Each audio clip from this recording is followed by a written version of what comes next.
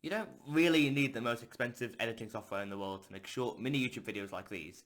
So today I'll be showing you the very basics of what you need to know to edit effectively on MAGIX Movie Edit Pro. Today we're going to cover the fundamentals of everything I could think of, whether that's from importing all the way to exporting videos. Obviously we'll cover much more in the future, but for now, let's get started. So there's a few ways you can bring your videos into the editing software.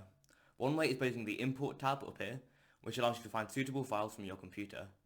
The other way is by simply dragging video files directly into MAGIX. I kinda prefer doing it this way. I would heavily recommend using the timeline mode rather than the default, that being the storyboard mode.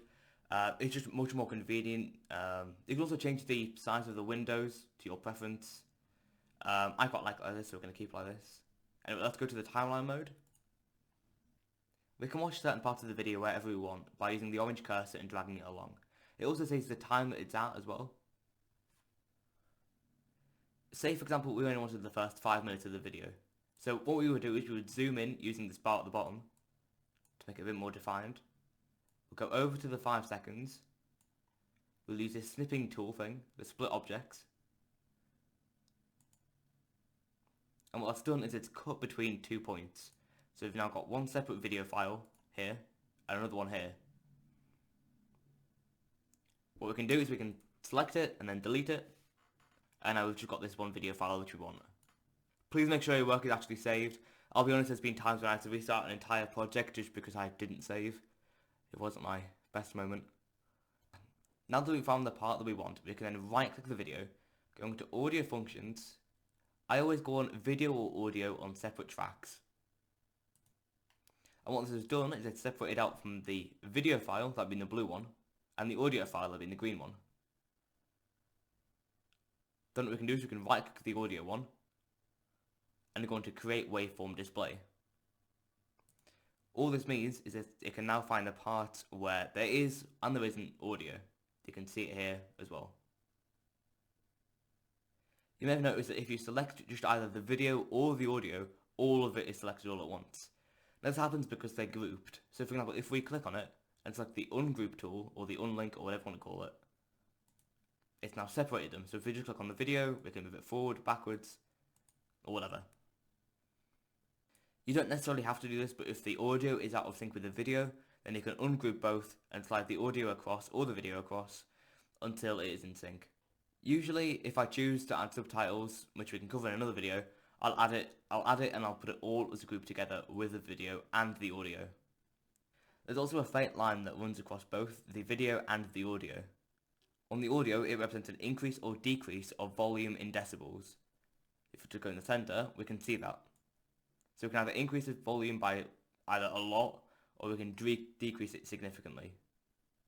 On the video, however, it shows the level of opacity. So if we wanted to have a video over a video, or picture over picture, we can decrease the opacity and you can see both.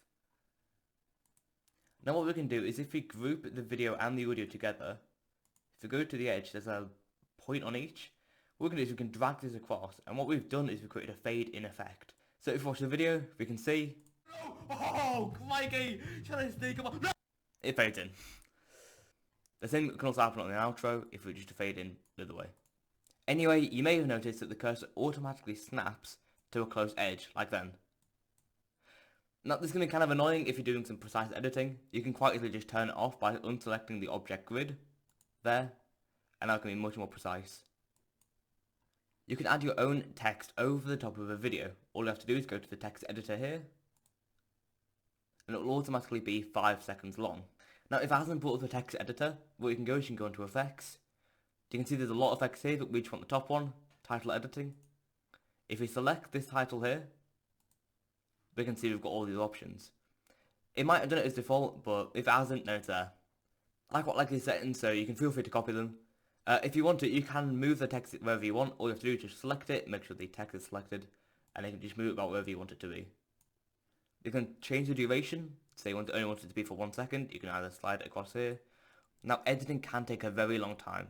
It can be somewhat meticulous, but hopefully these can make it a little bit easier.